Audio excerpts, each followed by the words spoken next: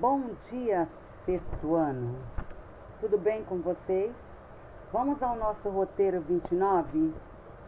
Ele trata do assunto crônica narrativa. Então, crônica é um texto, é um gênero textual curto, com poucos personagens e pode haver diálogos, tá? É um texto, uma crônica, né? Um texto que narra fatos do cotidiano. Esses fatos do cotidiano que acontecem no dia a dia pode ser real ou imaginário, tá?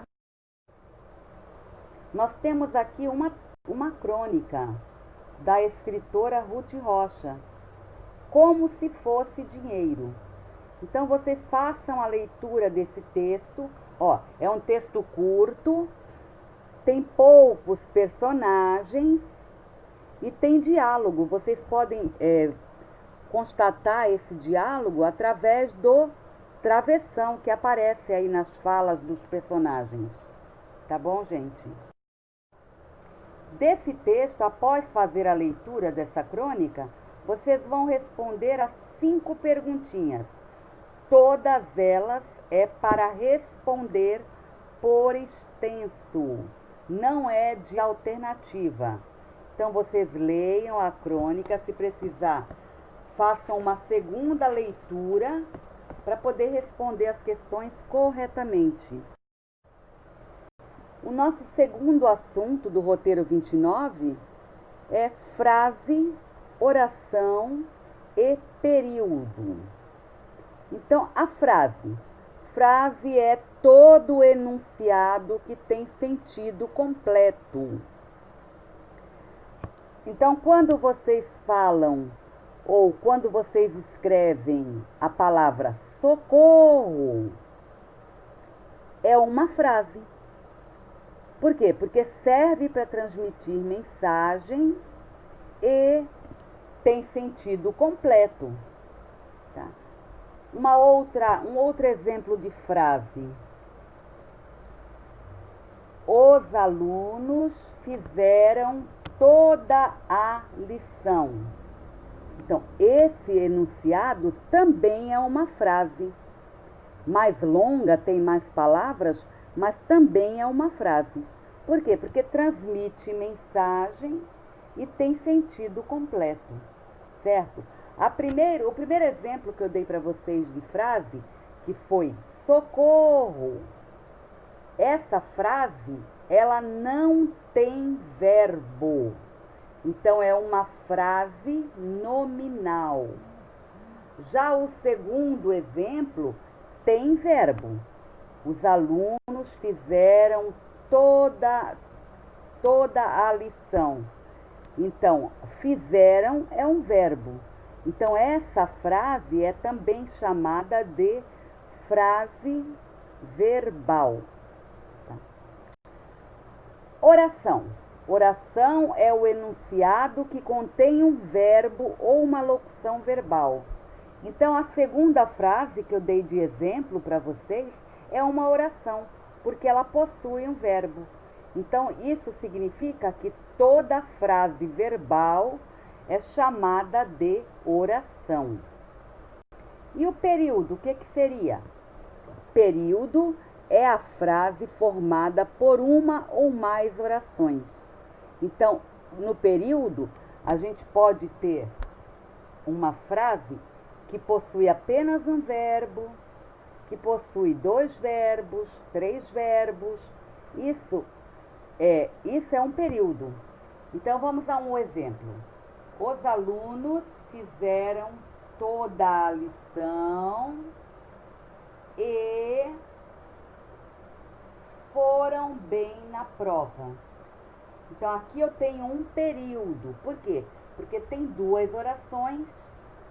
E como é que eu sei o número de orações? Eu conto os verbos que tem. Então, aí tem o verbo fizeram e tem o verbo foram. Então, 2 verbos, 2 orações e aí eu tenho um período composto. Então, o período ele pode ser simples ou composto. Período simples é aquele que tem apenas uma oração, que tem apenas um verbo. E o período composto é aquele que tem duas ou mais orações, então significa que ele tem dois ou mais verbos. E aí, pessoal, deu para entender a explicação? Então, e vocês não podem esquecer também de uma informação importante.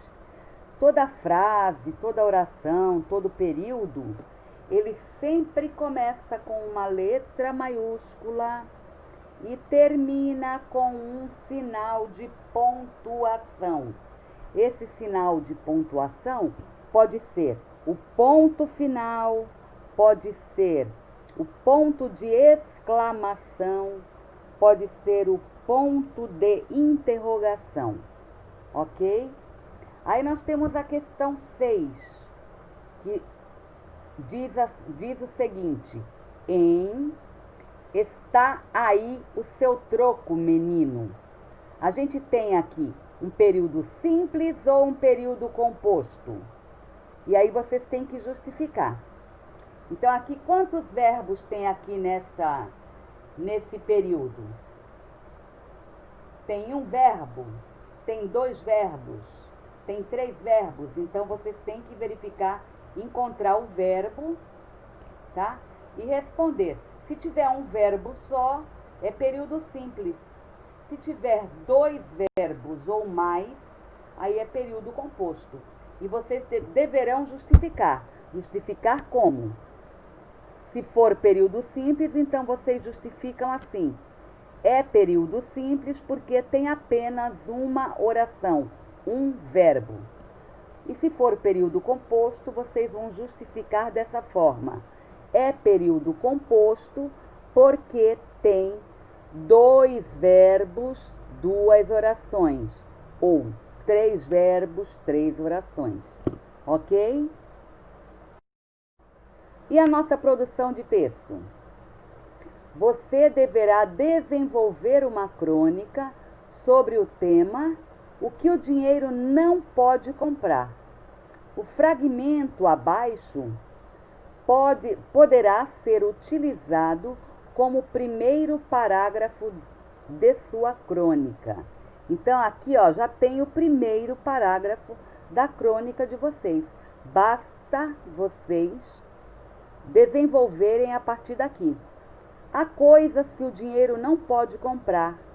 Por exemplo, a sombra de um ipê amarelo, a pedra do baú, o badalar do sino da matriz, o canto do periquito, principalmente daquele periquitinho de olhos vermelhos que vem me dar bom dia todos os dias ao pé da minha janela, até nos dias mais embaçados do inverno.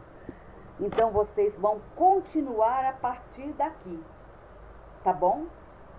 Um beijo, pessoal. Eu aguardo vocês para tirarem as suas dúvidas, tá? Lá no WhatsApp.